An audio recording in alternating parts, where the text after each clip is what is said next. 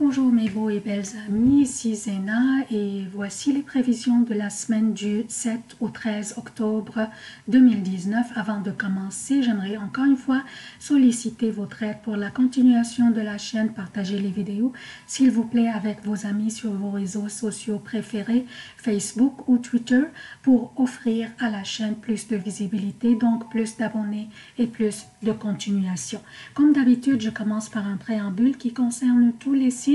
Ensuite, je passe aux prévisions propres à chaque signe. Pour les événements significatifs de cette semaine, je vous invite à geler l'écran et les lire à votre aise, et aussi pour les emplacements des planètes. Donc, je vais passer directement aux prévisions. Donc, qu'est-ce que nous avons au menu cette semaine? En fait, dans ce préambule, je ne vais pas seulement parler de cette semaine, mais plutôt du reste du mois d'octobre et quelques semaines du mois de novembre. Nos relations seront au menu durant presque tout le mois et quelques semaines du mois de novembre. Le Soleil et Mars sont dans la Balance, la 7e maison du zodiaque, qui correspond à nos relations personnelles ou professionnelles, à nos partenariats aussi.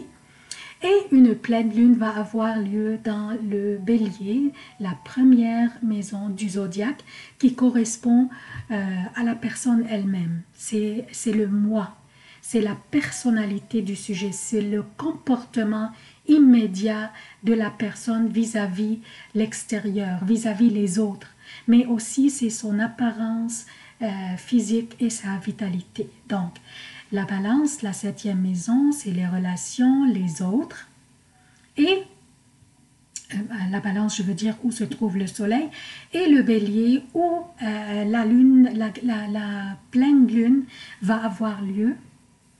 Ça correspond au moi, à ma personnalité, comportement immédiat vis-à-vis les autres. Donc, moi et les autres.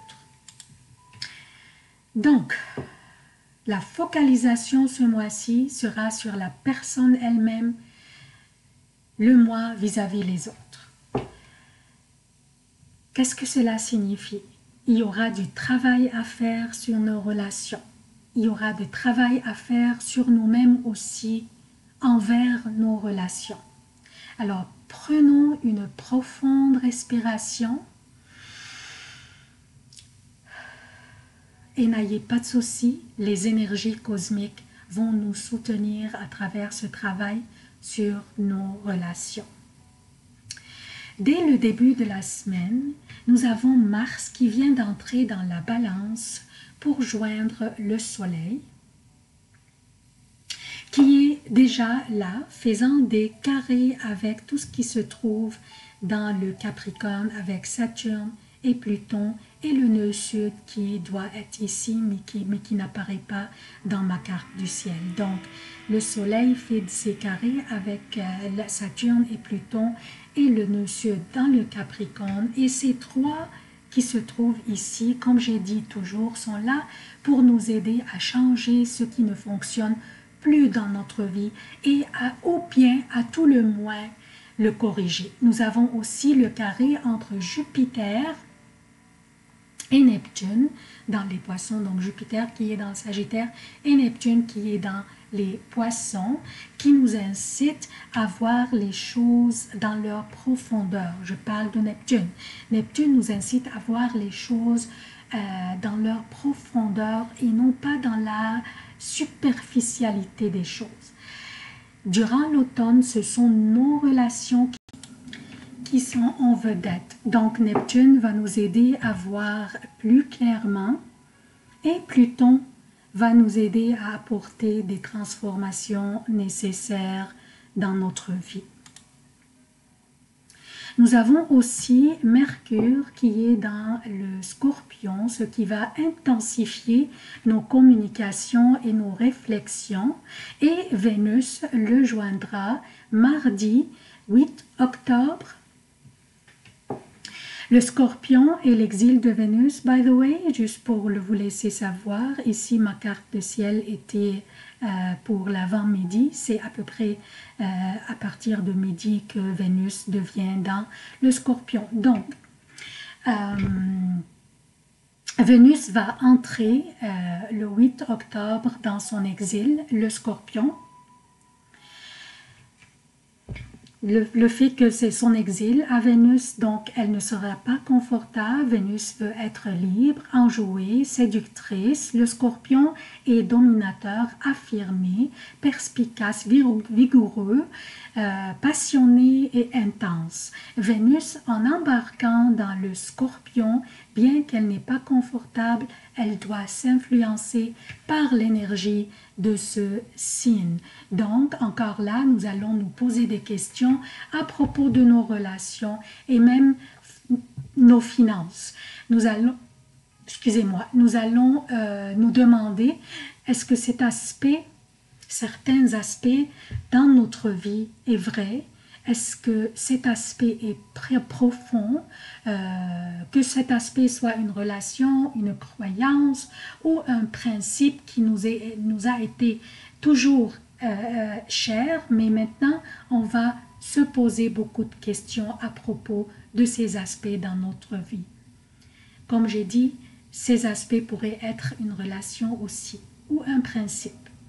Nous allons chercher la passion dans notre vie. Nous allons chercher la profondeur dans nos relations.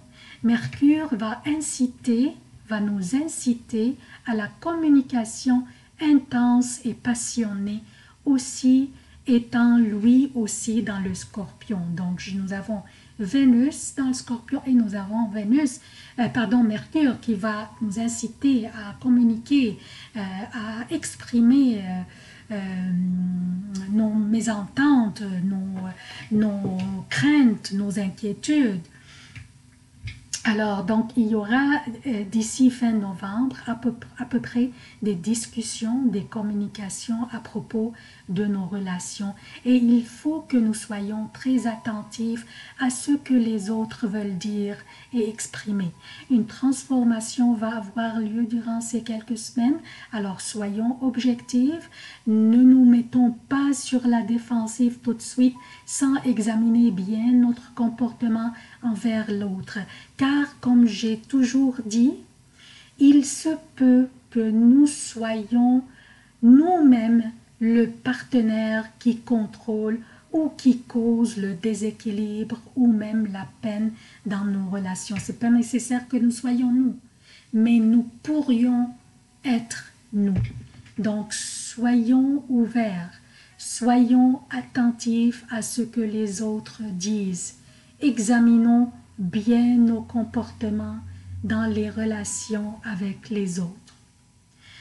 La fin de la semaine, Vénus va opposer Uranus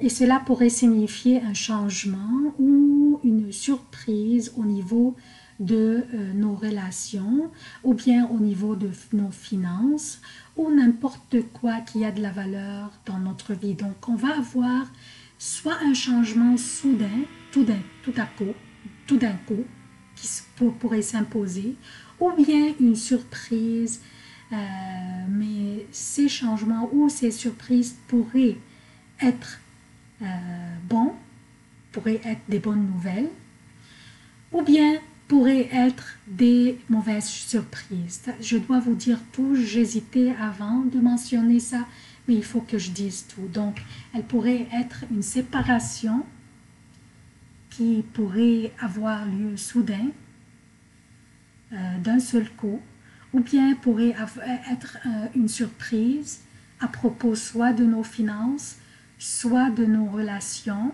ou de n'importe quoi qui a de la valeur dans notre vie. Ces surprises pourraient être des belles surprises ou bien des mauvaises surprises. Ces changements aussi qui pourraient avoir lieu soudain pourraient être des bons changements ou des changements qui ne seraient pas à notre goût. Donc ça c'est pour le préambule. Je passe aux prévisions propres à chaque signe. Bonjour chers cancers, voici vos prévisions pour la semaine du 7 au 13 octobre 2019. Je commence par lundi, mardi et mercredi AM pour le Québec et lundi, mardi et mercredi jusqu'à 18 heures. Pour l'Europe, la lune sera dans le Verseau, votre 8e maison, faisant lundi des carrés avec Mercure qui est dans votre 5e maison et avec Vénus qui est toujours dans la balance dans votre 4e maison. Et un autre carré avec Uranus qui est dans votre 11e maison. Elle va être une période qui est pas mal paisible. Par contre, il y aurait une nécessité de ne pas trop négliger votre vie personnelle, votre foyer ou les membres de votre famille. Mais aussi ne pas trop vous laisser aller dans les débats inutiles. Vous pourriez avoir tendance à défendre vos opinions sans écouter celles des autres d'une manière objective. Soyez objectif. Des changements qui ne seraient pas à votre goût pourraient s'imposer. Essayez de ne pas trop résister, donnez la chance et essayez ces changements. Il se peut qu'ils soient bénéfiques pour vous. Mercredi, PM, jeudi et vendredi pour le Québec et mercredi après 18 h, jeudi et vendredi, incluant toute la nuit jusqu'à 7 h samedi matin. Pour l'Europe, la lune sera dans les poissons, votre 9e maison, et un signe d'eau est très favorable pour vous. Une belle ambiance règne chez vous et vous vous entendez bien avec un parent ou un supérieur. Possibilité de signature d'un nouveau contrat ou d'une nouvelle relation d'amour ou d'affaires. Votre créativité dans la manière dont vous communiquez ou expliquez vos idées sera en éveil. Une spiritualité paisible vous habite et votre diplomatie vous ouvrira des portes. Cette période vous appartient, alors profitez-en. Samedi et dimanche, ainsi que lundi AM pour le Québec, et samedi et dimanche, ainsi que lundi jusqu'à 16h30 pour l'Europe, la lune sera dans le Bélier, votre 10e maison, et une pleine lune aura lieu dans ce signe dimanche 13 octobre à 17h08 pour le Québec, 23h08 pour l'Europe. La pleine lune dans cette maison signifie une vision claire et complète de ce que vous voudriez achever ou accomplir au niveau professionnel. Une vision plus claire sur l'orientation de votre profession ou métier ou de ce que vous voudriez faire pour mettre votre profession sur la bonne voie. Concernant la nature du temps durant cette période que la lune est dans votre 10e maison, il faudrait soigner vos propos, surtout avec vos supérieurs. Il y aurait quelqu'un ou quelques-uns qui voudraient mettre votre crédibilité ou votre réputation en péril. Ne leur donnez pas un coup de main en étant brusque et impulsif dans vos réactions ou dans vos réponses ou commentaires. Patientez, les prochaines journées seront plus plaisantes pour vous. Donc, durant cette période que la lune est dans votre 10e maison, évitez les confrontations inutiles et évitez de tomber aussi dans les pièges de provocation. C'est tout ce que j'ai pour vous, chers cancers. Je vous demande encore une fois votre soutien de la chaîne. Aimez, si vous aimez les vidéos. Il y a des gens qui continuent à consulter mes vidéos, mais qui n'hésitent pas à cliquer sur le pouce vers le bas. Donc, si vous aimiez ma vidéo, s'il vous plaît, aimez, montrez-moi que vous l'aimiez, encouragez-moi à continuer en cliquant sur le pouce du haut et aussi partager et partager et partager. Je vous remercie à l'avance. Je vous aime beaucoup. À la prochaine.